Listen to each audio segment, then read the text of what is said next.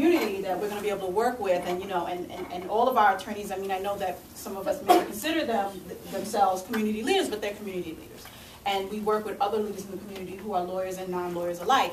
But largely, a lot of times, the leaders in the communities have JDs or are practicing attorneys who understand the laws and are therefore able to navigate the system with a little bit more leverage than the average person, let's just say.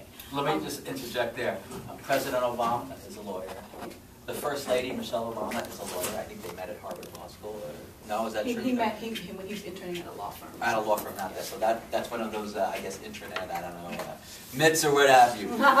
But they are both lawyers. Governor Cuomo here is a lawyer. Many Secretary of State Clinton is a former U.S. Senator from here in New York, is a lawyer. Former President Clinton is a lawyer. So again, it's just when we talk about leaders, particularly in elected officials or heads of companies, a law degree basically really opens up many different doors for you in terms of what you want to do. And with the work that we're doing here, I mean, we're all small, so none of us are huge staffs. I mean, LDF is probably the biggest staff, the NAACP LDF. But again, there's so much work to be done out there. So we need, promising young people like you to come aboard and join us and to do this important work. I mean, I just want to give you some stats. Why should you be a lawyer? How many here are interested in becoming a lawyer? Let me just put it that way. Okay, so you have a good number here. Alrighty, so in 2007, only 4.2% of lawyers in the entire United States were Hispanic or Latino. And by 2009, that number dropped to 2.7%. So it was 4.2% in 2007. In 2009, only 2.8% of all the lawyers in the United States of America, Latino, Hispanic. Now, only 4.8% are African American. Now, let me just talk about representation in the population. Latinos now make up the largest minority ethnic group in the population, grouping all the different countries and nationalities together. Over 15% of the population, Latino/Hispanic, 2.7% lawyers. That's a big disparity. African Americans, 12.4% of the population, 4.8% of attorneys are African American. Women make up approximately 50% of the population, maybe a little bit more, but only less than 33% of lawyers are women. So right now, in some law schools, you see a higher number of women going to law schools, but in the truth, practicing attorneys and people who become attorneys, still largely male-dominated, largely white male-dominated. Admitted to law school, let's talk about in 2010. I don't have 2011 numbers. Out of these, applicants, I'll just do Hispanic, Latino, out of almost 90,000 applicants, 8.7% identified themselves as Latino, 6.9% Hispanic, Latino generally. Out of that group, only 1.8% identifies Puerto Rican. Now, Puerto Ricans are citizens of the United States, and only 1.8% of applicants to law school were Puerto Rican. And how many Puerto Ricans were admitted? Only out of the 60,000 students admitted, only 1.5% of them were Puerto Rican, 5.9% Hispanic, 7.1% African American. So the problem starts way back when, and you can even go back further. How many Latinos, African Americans, and as Thomas said, some Asian groups, how many of them are graduating from college? Then you go back, graduating from high school. So it is the pipeline is broader than just going to law school. It's really basic college. So we need you to come along, we need you to join us and come to either Latino Justice PRLDEF or another social advocacy cause, movement, whatever your passion is, pursue it. We need you. Whatever you want to do, trust me, we need you there doing it. So definitely follow your passion. We gave you some information about the services that we offer here at Latino Justice PRLDEF in your folders. I'm not going to go over all of it. You're all freshmen, correct? So it's a little bit early maybe for some of you to come to our Managing Debt Seminar.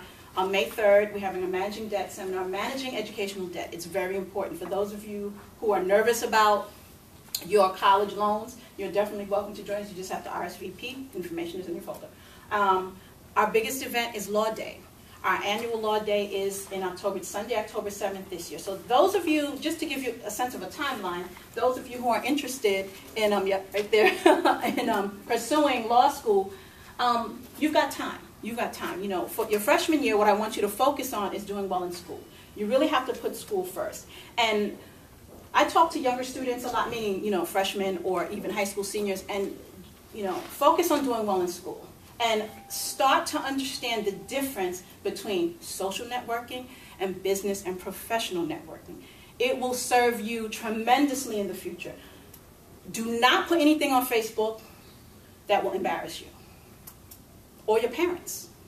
I mean, some people go, oh, you know, I put this on Facebook. Would your mother be upset if she saw it? It probably shouldn't be on there. Are your friends tagging you in inappropriate pictures? Untag yourselves. Because law schools, companies, places that will give you internships, that's right, and jobs, they will Google you, and when you are tagged in a photo, you pop up on Google as being tagged in a photo. So Google yourselves. See where you are on the internet and what information is out there. Because if you're tagged in a photo, it will pop up on Google. And even myself, I had some other parents, all in fun. We had gone out for a nice little outing in New York City to see Martha Stewart. Real corny, right? Sounds really innocent. We went to see the Martha Stewart show, but some of the mothers obviously don't get out much and decided that they wanted to drink wine in the limo. And somebody started taking pictures. And they posted them on Facebook.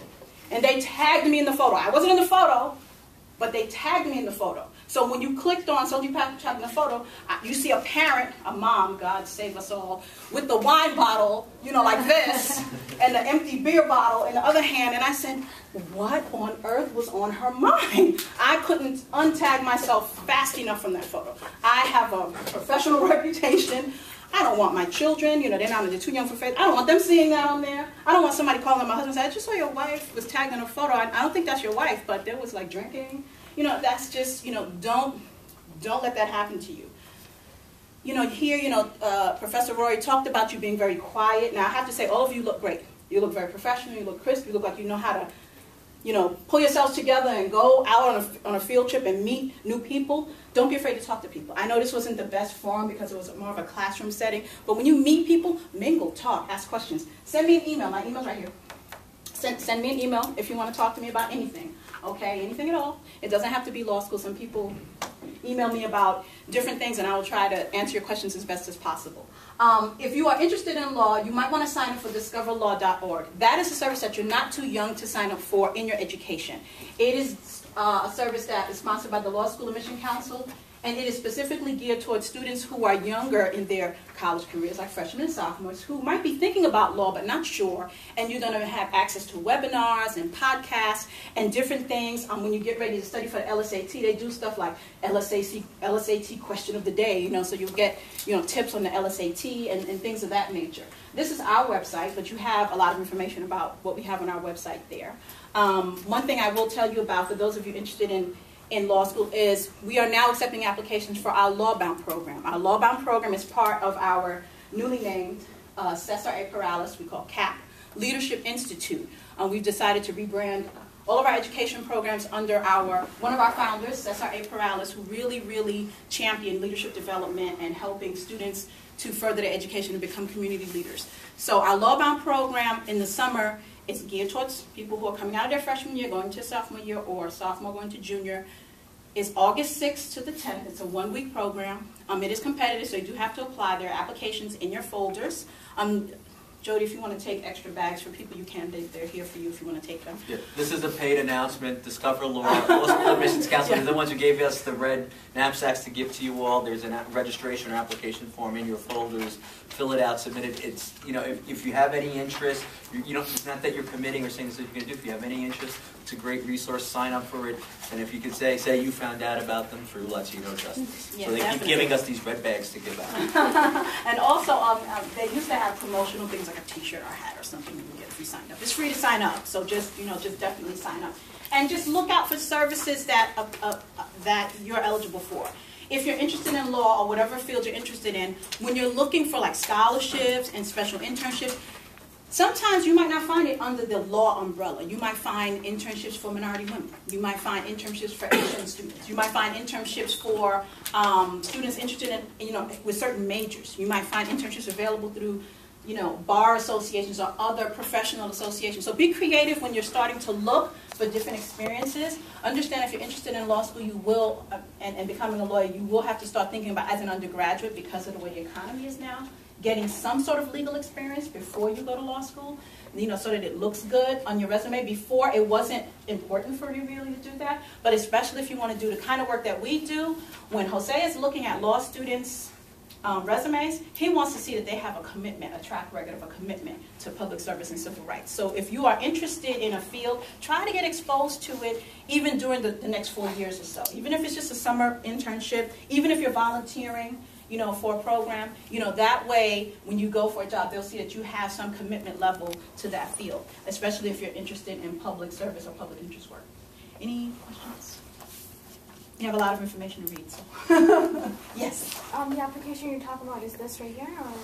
That is the CLEO program, and that's a different program. So if look that up. Your freshmen, they have programs for freshmen. That's another great program for you to look up. The website is at cleoscholars.org.